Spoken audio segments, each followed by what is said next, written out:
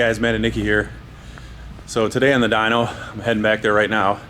I'm doing some Hemi work, and I know the last couple videos we've done have been some GM stuff, but I might have mentioned in some of the other videos, we definitely do Gen 3 Hemi stuff too. So making my way back to the shop here. But yeah, I really like Hemi stuff. I mean, the Gen 3 Hemis are amazing engines. They make insane power for, it's maybe you don't see a lot of it on the internet, compared to all the LS stuff out there, but they definitely have potential, and so yeah, walking up to it here.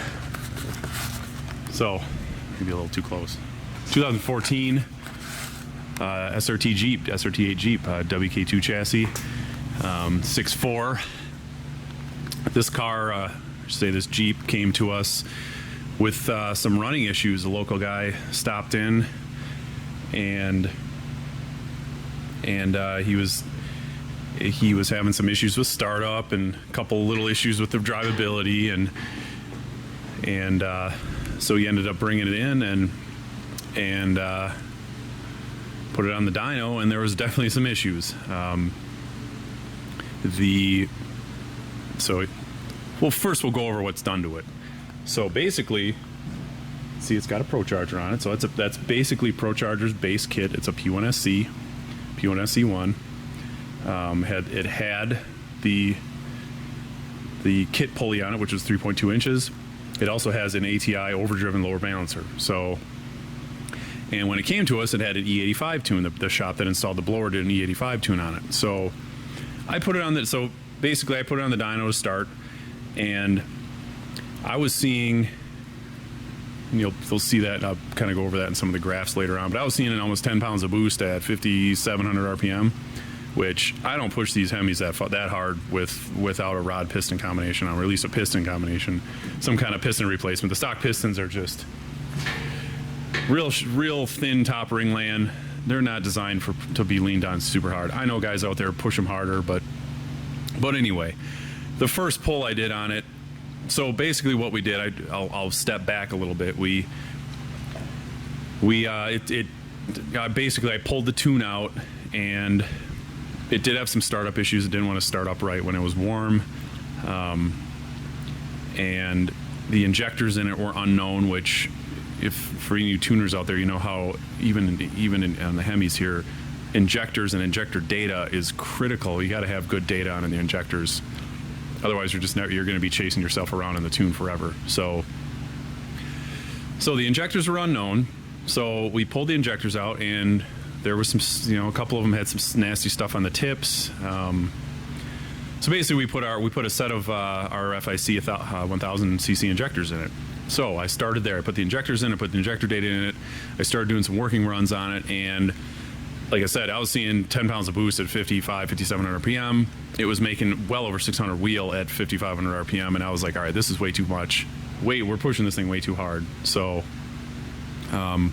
because it had that ATI lower balancer, it's an overdriven balancer. So I called Procharger. I got a 3.4 inch pulley to drop the boost down, and now the boost is where I want it. So now I'm seeing, and we'll go over one of the more final runs, maybe the second to last run or something like that. I'll video it, and we'll go over the data log and take a look where I'm at. But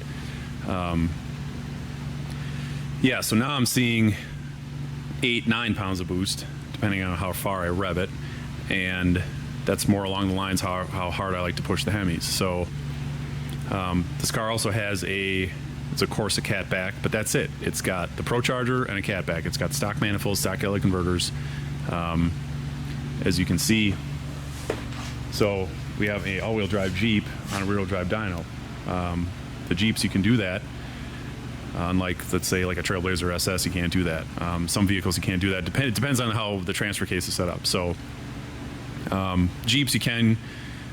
You pull four-wheel drive, the transfer case motor off, and it basically unloads the clutch packs in there, and you can run it in two-wheel drive. So if anybody's got a Jeep and wants to do wicked burnouts with it, it's like 3 bolts and unplug the motor and pull it off, and it's rear-wheel drive. So you can also use a scan tool to disengage the four-wheel drive.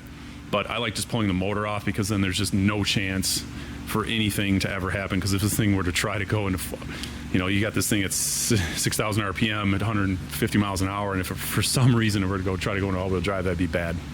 I'd be having a bad day. So I just pull the motor out, it makes it easy. But anyway, going back to the tuning, did the injectors, I did the pulley.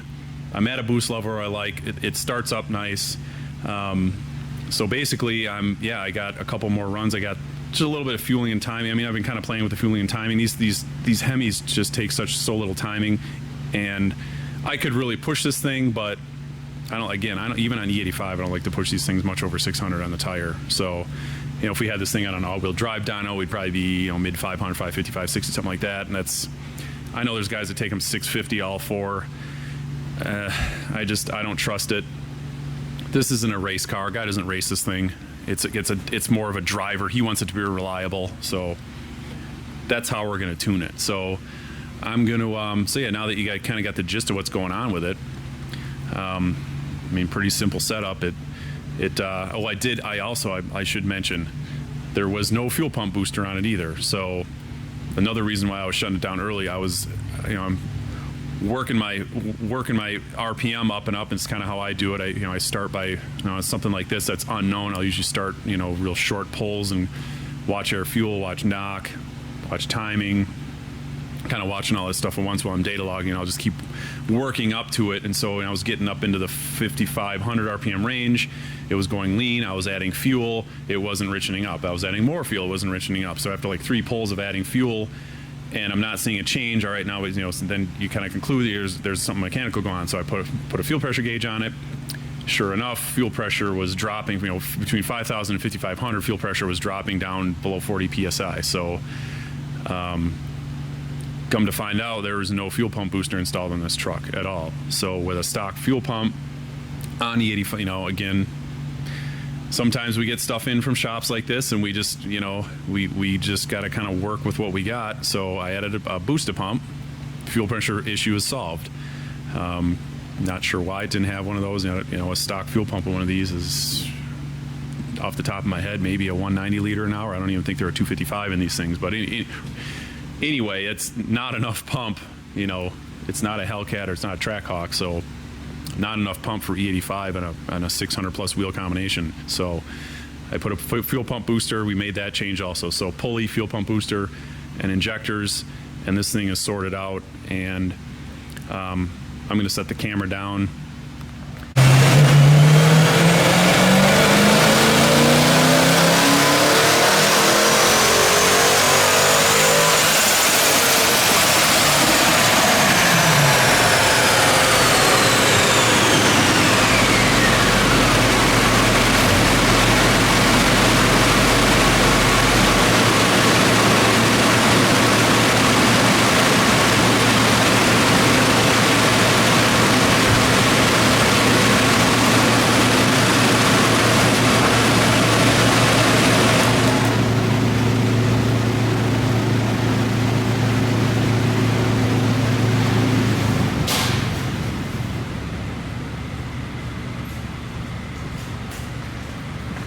All right, guys, let's take a look at that graph.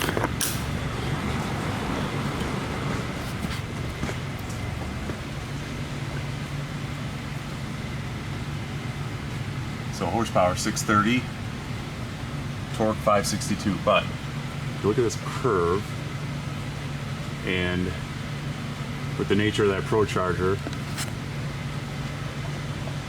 and with the having the stock manifolds, because this does have stock manifolds and stock catalytic converters. It just has a catback on it. I'm going to bring up this cursor. So this cursor allows me to pick a spot on the graph, and it'll tell me power and torque. So what I'm going to do is I'm going to set this truck up to shift before. So I'm in track mode in 6th gear, and I'm winding this thing out. The tack's showing 61, 62, the dyno's showing 64. This is going to shift at about 6,100, so that's about 602 there, where the shift is going to be. Peak power 608. Now it might be kind of tough for you guys to see that, but I'm trying to hold the camera and do this mouse at the same time. 609 right there. I'm not going to let the truck go that high. I'm not going to let the engine rev that high. So this little kick up here, you see this on supercharged applications when you got, I see it a lot when we got stock manifolds, basically just a bolt-on supercharger kit. You'll see this a lot where at the very end, normally where the car would have rolled off, like the stock engine would have rolled off, and you'll get this spike in power and torque.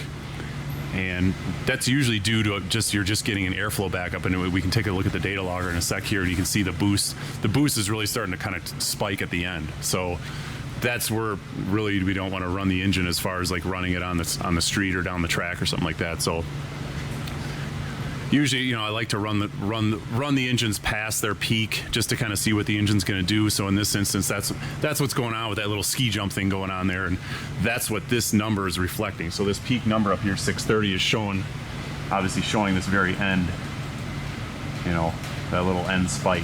So 6.7, yeah. So, but yeah, that's that basically, yeah, that's a P1sc. Like I said before, P1sc on basically a stock engine. This truck came into us, and it had some crazy stuff going on, and we can take a look at some of these other graphs. If you bear with me, I can pull these up. So if I go back to some of the earlier working runs I was doing when it had that other pulley on it, let me bring this cursor out of the way, and let's see here. If we go back to about a week or so ago when I had it on the dyno. So there's a good example of we did have more boost, and I was not comfortable with how much boost it was running. So and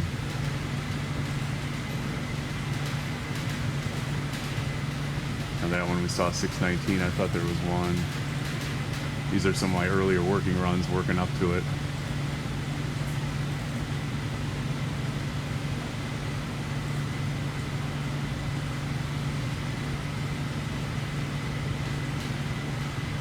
So yeah, that's just kind of an example. It was too much. It was starting to take off on me, and so again, that's kind of an example. That's 626 run. Well, both of these runs are with that 3.2-inch pulley, and I was seeing. You can see here. So I didn't do a video of any of those runs, so I can just kind of show you the graph. You can see here, I was shutting this down, A, because the fuel pressure was just tanking. It was completely dropping off. And B, I was seeing at 56, 5700 where I was shutting these runs off, I was seeing almost close to 10 pounds of boost, which on a stock 6.4 with stock manifolds is just, maybe some of you guys out there will do that, but I don't feel comfortable with the thin ring lane, the short piston that these things have in them. They have a very narrow top ringland, and they just don't take to being leaned on too hard. So I didn't feel comfortable with it. So again, that's why this one of the reasons the Jeep was in here. So I'll take these off. That's just some of the working runs with that smaller pulley with higher boost. And obviously, you know, it did make more torque. It made, you know, 50 more foot-pounds of torque, and it easily, if I would have revved it out to 6,400, it was going to be close to 650, 660 wheel, and it was just that's going to be way too much for what I'm comfortable with on a stock 6.4. So go back to that run I just did. Yeah, so I'm happy with that. Again, the truck isn't going to see. I might even drop the rev limiter down a little bit. The truck isn't ever going to see that high of an RPM, 6,400. I'm leaving it at the stock shift points, which is about 6,200, so it won't ever see that climb. But yeah, that's it's much safer now. I'm you know, air fuel ratios are in check, and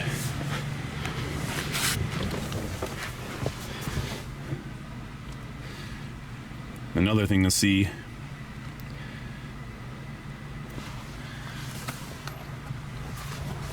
So, see my wideband here. And this is, since these trucks aren't flex fuel, this is E70, so I do have it a smidge rich. So what we're gonna do with this thing, and I'll continue it on the dyno further later today. I'm gonna do a 93 tune in this thing too. And so what the customer's gonna do is he's actually gonna have his own MPVI2 from HP Tuners, and I'm gonna supply him with 2 tunes, and he's gonna be able to switch switch between the two if he wants to put pump gas, 93 octane in it. So yeah, you can see I mean these Hemis they just don't need much timing. I mean a comparable LS setup like this, we would be, that's 5800. The spark's just dropping a little bit at the top here, just from IETs. I have a little bit of the the intake air temps are just as they approach 100 degrees. I like to start pulling timing. I know that's kind of conservative, but again, on these Hemis, I like being very conservative with these things. The last thing I want to do is have a customer take a car and he's out beating on it in the street and it launches a motor. That is the absolute worst nightmare for me personally. For something that I worked on and I tuned, that my name is on and the Nikki name is on, we just don't do that. So we're very conservative with some of this stuff. If there's somebody in this guy, he doesn't race this Jeep, it's a daily driver. It's not something that needs to make every last bit of horsepower. So, making over 600 on the tire. This is to the rear tires. I guess I didn't talk about that. You might notice a Jeep Grand Cherokee on a two-wheel drive dyno. There's actually, you just pull the you take the four-wheel drive motor right off the side of the transfer case, and it completely unloads the clutch packs that are inside that run the front wheels, and it'll just run off the rear wheels. So kind of a nifty way to do that on these Jeeps.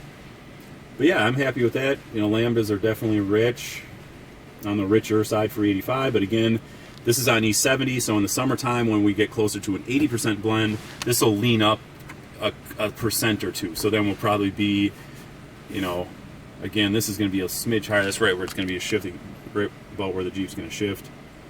6,000, you can see that's 0.79 there. That is definitely, if we were just going to leave the Jeep alone, I wouldn't run it that rich on E80.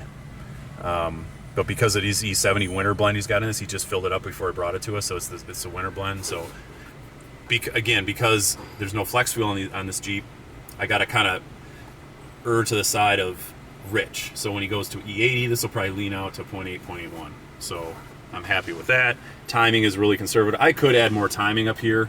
It would take more time. You can see the knock sensors are just a tiny little bit of activity from the knock sensors in the mid-range. I might pull a degree of timing out of that before I take it out and street drive it. But that wasn't reflecting on the dynograph. Really, sometimes you can really see where there actually is knock. I mean, that might even be a little bit of false knock too, because I mean, this is on E85, and where it's knocking there, we're 3 pounds of boost. So that 3.5 pounds of boost there, 120 kPa. So hard to believe that that's real knock on E85, but again, dynograph looks smooth. Doesn't look like anything crazy was going on the dynograph, so that nothing crazy there. But yeah, so it's kind of being hidden right now. This orange line is boost, but you can see how it approach typical Procharger. It climbs. I mean, we're only seeing 2 pounds. That's 300 RPM. That's not even 2 pounds of boost. That's 1.5 pounds. Very small amount of boost, but it climbs. It climbs quickly, and you can see how, especially after 5,000 RPM, it really starts to take off. And then here, so that's 6,000. It's kind of hard to see it on this graph, but you can kind of see how from there to there, we're picking up, almost a pound of boost just in a 200 RPM window. The boost is jumping up like a pound. That's where that little ski jump is coming from on the pull. So this thing is going to shift at about right there, 661, and unless he's paddle shifting it, but I'm going to make sure the rev limiter, so I don't want to over rev it. And again, this stock engine, it's and I don't want to lean on it. So yeah, you can really see how the boost jumps up there, and that's what we're seeing on the dynograph. So, but anyway, that's the data log. So I got about a half a tank 85 in it right now. I'm gonna have to drain that out and put some 93 in it. So once I get the 93 in it, I'll get it back, drain it on the dyno here. I'll do some 93 pulls, get it dialed in at 93, and then I'll do another run on camera here, and you can see what it makes on 93, and then we can compare the two. I can put the 93 octane and the 85 I pull up. Again, we could make more power with this. I could add more timing to it. Probably take 2 or 3 degrees more timing. We could easily still be making 650. I am still seeing about 9 pounds of boost with this pulley. I was seeing almost 10 pounds of boost. Those other runs I was showing you, I was seeing almost 10 pounds of boost. at like 5,700. So it was too much for me. I'm not comfortable pushing a stock 6.4 that far on the boost. So that's why we switched the pulley. So yeah, I'm gonna drain the 85 out, put some 93 in it. I'll have to do a couple working runs on that, get the air fuels dialed in. Timing, I might pull a degree or two of timing out, but I'm pretty conservative on the timing as it is, so I might not have to. And then we'll do another. I'll get that back on camera. We'll compare the two graphs and see where we end up.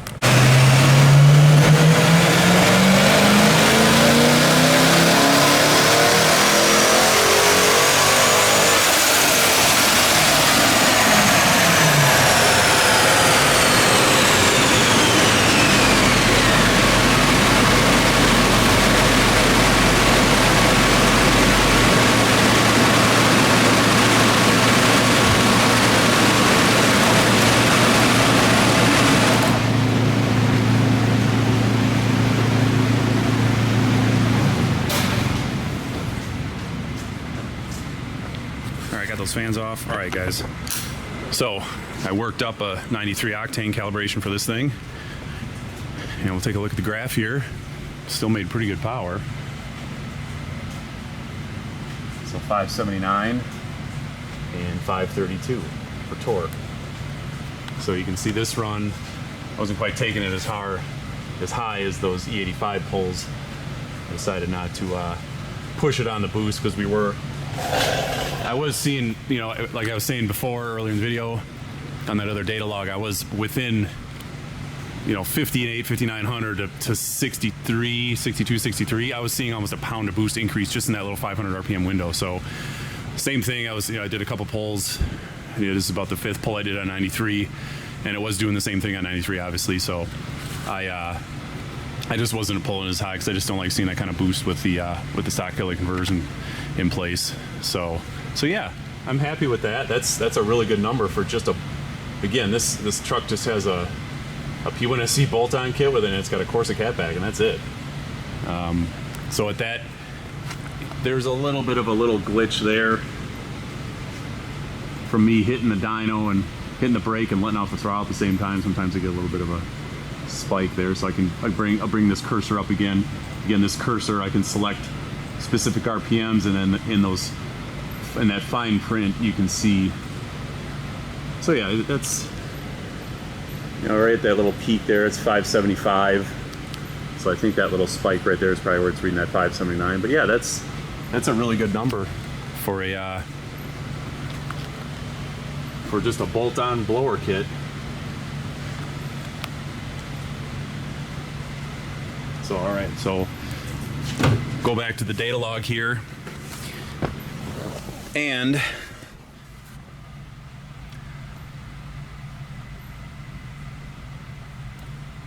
take a look at the run. So it's gonna look pretty much just like the E85 run.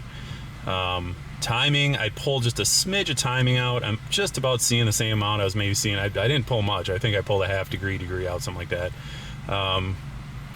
Again, this liked rich. You can see I'm pretty rich at the top here, 0.79. That's pretty rich. I mean, that's you know, mid-low 11s. So, but that's where it liked it. I had it a little leaner. It didn't make any more power. Yeah, it didn't make any more power, so I just left it. I left it rich. Again, I like being safe. But yeah, I mean, that's real conservative. I mean, where you can see the timing, I'm starting at 5.5 degrees, and then at 8 degrees. Knock sensor's not a peep from that run, which is funny because here, you know, in this range here, you saw the knock sensors on the Dodges. You know, you GM guys out there that are logging GM, you'll always see increases. Well, the Dodges, when you're data logging them, they actually show knock as negative. They actually show it as retard, versus on a GM, it'll actually show knock as a positive value, which then is how much it's pulling. So a Dodge actually shows a negative value. So my logger set up a little different, where the knock sensor line is on the top, so I can see it when it's actually dropping down. Obviously, if I had the knock sensor line at the bottom, you wouldn't see drop out. So not a peep from them. The funny thing is, that other data log, I was getting that little bit of knock in the mid-range. The timing here is almost identical to the 85 timing, so that was false knock I was seeing. And sometimes you see that with you know, when you're putting the E85, there's a bunch more fuel and it's making a little bit more power. There's a little bit more cylinder pressure when things go bang, and stuff can show up as false knock. So I wasn't too concerned with that. Plus it was like, you know, half degree or so it wasn't much. So yeah, I'm pretty happy with this. You can see, one for boost, here's my map sensor. This has a Hellcat MAF in it, so it'll obviously reads into positive pressure. Yeah, 8 pounds, that's probably about 8 pounds or so, just touching 8 pounds. That's 6,000 RPM, 8 pounds. Again, that's where the truck, I'm gonna have the truck shift, is about 661. And yeah, we should be good. This thing is, take it out in the street, do a little drivability on it. It should be pretty much good to go though. The fuel trims I'm real close on.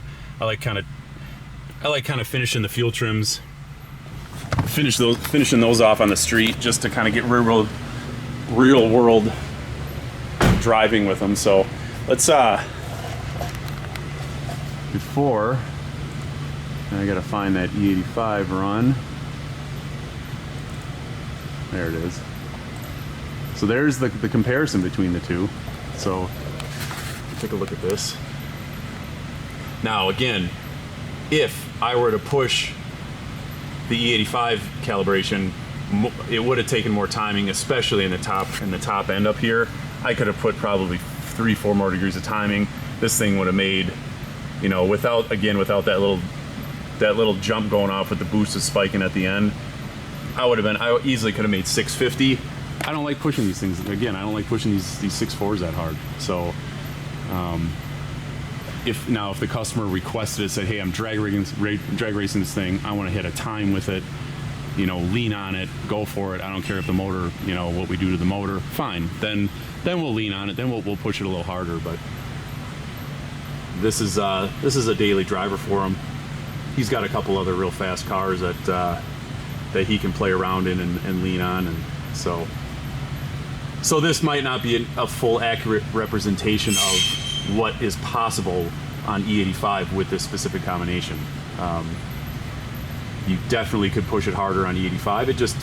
It'd just be how hard you want to push a normally aspirated Hemi bottom end, and that would be up to the customer. So, but he said keep it safe, so that's what I did, and that's the result. So curves look nice. I'm happy with that. So yeah, I'll doing a little bit of Hemi work here. I know the past couple videos I've been doing have been all LS and LT stuff, but we do Hemis too for sure, Hellcats, and we got a lot of local customers with. We have a Chrysler plant local to us, so there's a lot of local guys that are into Chryslers and the Hemi stuff. Which I mean, you can see the result there. The Hemi engines are extremely efficient, easily as efficient as an LS motor. The cylinder heads flow easily as well. The Hemi combustion chamber is very efficient, making that kind of power on that kind of boost level with basically a stock engine. Again, that's got stock manifolds, stock Haley inverters, just a Corsa. So I'm pretty happy with that. So yeah, Hemi engines are pretty badass. So, but yeah, I know it's been a little while since I made a video, but we got a couple other cars in the works. So I'll keep making videos as fast as we can work and change parts out and get tunes out. So thanks for watching, guys. Until then, we'll see you next time.